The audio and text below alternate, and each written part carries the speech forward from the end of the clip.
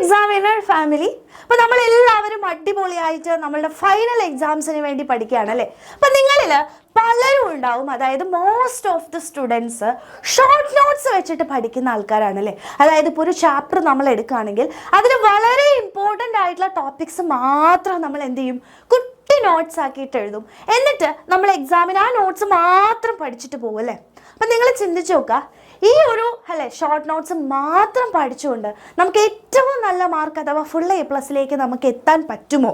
നമ്മൾ ചെയ്യുന്നതിൽ എന്തെങ്കിലുമൊക്കെ മിസ്റ്റേക്സ് ഉണ്ടോ എന്ന് നിങ്ങൾ ആലോചിക്കാം. അപ്പം മിസ്സിന് പറയാനുള്ള ഒരു ഇമ്പോർട്ടൻ്റ് ആയിട്ടുള്ള കാര്യം എന്ന് പറയുന്നത്, നമ്മൾ ഒരിക്കലും ഷോർട്ടായിട്ടുള്ള നോട്ട്സിനെ മാത്രം ഡിപ്പെൻഡ് ചെയ്തുകൊണ്ട് എക്സാമിന് എഴുതാൻ പോകാൻ പാടില്ല. അപ്പോൾ ഫുൾ A+ അഥവാ ഏറ്റവും ബെസ്റ്റ് ആയിട്ടുള്ള ഒരു മാർക്ക് നിങ്ങൾ സ്കോർ ചെയ്യാൻ ആഗ്രഹിക്കുന്നുണ്ടെങ്കിൽ ഈ ഷോർട്ട് നോട്ട് മാത്രം പഠിച്ചു പോകുന്നത് ഒരു വില്ലൻ തന്നെയാണ്.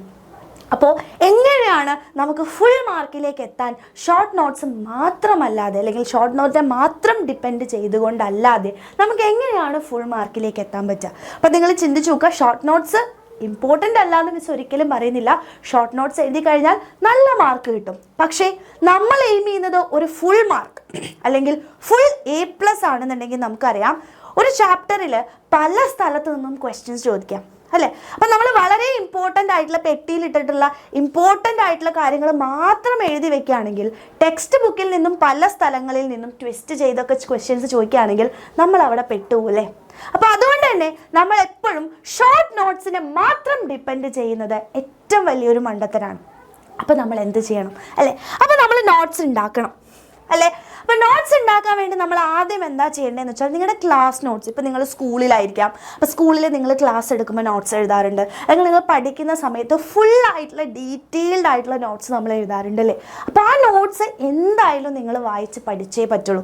ഓക്കെ, ഇനി ഫുൾ ആയിട്ടുള്ള നോട്ട്സ് നിങ്ങളുടെ കയ്യിലുണ്ടെങ്കിൽ ഇനിയിപ്പോൾ പലരും ഉണ്ടാവും, അതായത് ട്യൂഷൻ ക്ലാസ്സിലേക്കൊക്കെ പോകുന്ന ആൾക്കാരുണ്ടാവും അല്ലേ.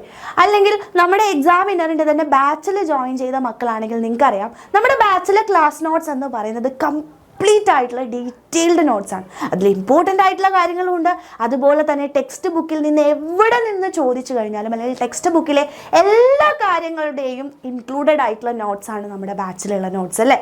അപ്പോൾ ആ നോട്ട്സ് വായിച്ച് പഠിക്കുക എന്ന് പറയുന്നത് ഏറ്റവും ഇമ്പോർട്ടൻ്റ് ആണ്. അപ്പോൾ ഒന്നുമില്ലെങ്കിൽ നിങ്ങൾ എന്ത് ചെയ്യണം, ഈ ബാച്ച് നോട്ട്സ് ഒക്കെ വാങ്ങിച്ച്, അല്ലെങ്കിൽ ക്ലാസ് നോട്ട്സ് ഒക്കെ എടുത്തുകൊണ്ട്, അല്ലെങ്കിൽ യൂട്യൂബിൽ നിങ്ങൾ ക്ലാസ് കാണുന്ന സമയത്ത് നിങ്ങൾക്ക് ലൈവ് നോട്ടുകൾ കിട്ടുക അല്ലെ. ഓരോ ലൈവുകൾ, അതായത് നമുക്കറിയാം നമ്മളുടെ യൂട്യൂബിൽ തന്നെ പാർട്ടുകളായിട്ട് നമ്മൾ ഓരോ ചാപ്റ്റർ തീർക്കാറുണ്ട്, അതുപോലെ തന്നെ വൺ ഷോട്ടുകളായിട്ട് തീർക്കാറുണ്ട്. അപ്പോൾ അതിൻ്റെയൊക്കെ നോട്ട്സ് എന്ന് പറയുന്നത് വളരെ ഡീറ്റെയിൽഡ് ആയിട്ടുള്ള നോട്ട്സ് ആണ്.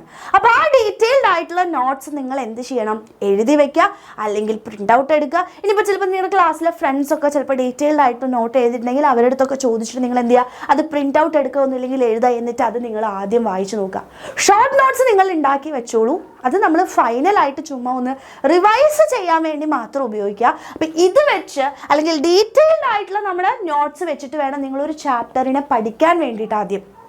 എന്നിട്ട് റിവിഷന് വേണ്ടി മാത്രം നിങ്ങൾ എന്ത് ചെയ്യുക, ഷോർട്ട് നോട്ട്സ് ഉപയോഗിക്കുക. ഇനി എല്ലാവരുടെയും അടുത്ത ഒരു സംഭവമാണ് ടെക്സ്റ്റ് ബുക്ക് വായിക്കേണ്ട അല്ലേ. ടെക്സ്റ്റ് ബുക്ക് വായിക്കേണ്ട ആവശ്യമുണ്ടോ മിസ്? ഓഫ് കോഴ്സ് മക്കളെ, ടെക്സ്റ്റ് ബുക്കിൽ വളരെ ഇമ്പോർട്ടൻ്റ് ആയിട്ടുള്ള പല കാര്യങ്ങളുണ്ട്. അപ്പം നിങ്ങൾക്കറിയാം, ഓരോ വർഷം കഴിയുന്നതോട് നമ്മുടെ പാറ്റേൺസിൽ അല്ലെങ്കിൽ ക്വസ്റ്റ്യൻസിൽ ഒരുപാട് നോൺ സ്റ്റാൻഡേർഡ് ആയിട്ടുള്ള ക്വസ്റ്റ്യൻസ് വരാൻ തുടങ്ങിയിട്ടുണ്ട് അല്ലേ. അതായത് പ്രീവിയസ് ഇയർ ക്വസ്റ്റ്യൻസ് മാത്രം പഠിച്ചുകൊണ്ട്, അല്ലെങ്കിൽ പ്രീവിയസ് ഇയറിൽ ഇമ്പോർട്ടൻ്റ് ആയിട്ട് ചോദിച്ചിരുന്ന ടോപ്പിക്സിൽ നിന്ന് മാത്രമല്ല ഇപ്പോൾ ക്വസ്റ്റ്യൻസ് ചോദിക്കുന്നത്. അപ്പോൾ പുതിയ അല്ലെ, നമ്മുടെ ടെക്സ്റ്റ് ബുക്കിൽ നിന്നും ചോദിക്കാത്ത, നമ്മൾ വലിയ ഇമ്പോർട്ടൻ്റ് അല്ല എന്ന് പറഞ്ഞ് വിടുന്ന ആ ഭാഗത്ത് നിന്നും കൂടെ ക്വസ്റ്റ്യൻസ് ചോദിക്കുന്നുണ്ട്. സോ ടെക്സ്റ്റ് ബുക്ക് വായിക്കുക എന്ന് പറയുന്നത് ഏറ്റവും ഇമ്പോർട്ടൻ്റ് ആയിട്ടുള്ള കാര്യമാണ്. അപ്പോൾ ടെക്സ്റ്റ് ബുക്ക് വായിക്കുന്ന സമയത്ത് അവിടെ ഏറ്റവും ഇമ്പോർട്ടൻ്റ് ആയിട്ട് നമ്മൾ ശ്രദ്ധിക്കേണ്ട കാര്യം, ആദ്യം പ്രോപ്പറായിട്ട് നിങ്ങൾ ടെക്സ്റ്റ് ബുക്ക് നോക്കിയിരിക്കണം. പിന്നെ നിങ്ങൾ ടെക്സ്റ്റ് ബുക്കിൽ കുറേ എക്സാമ്പിൾസ് കാണാൻ പറ്റും അല്ലേ.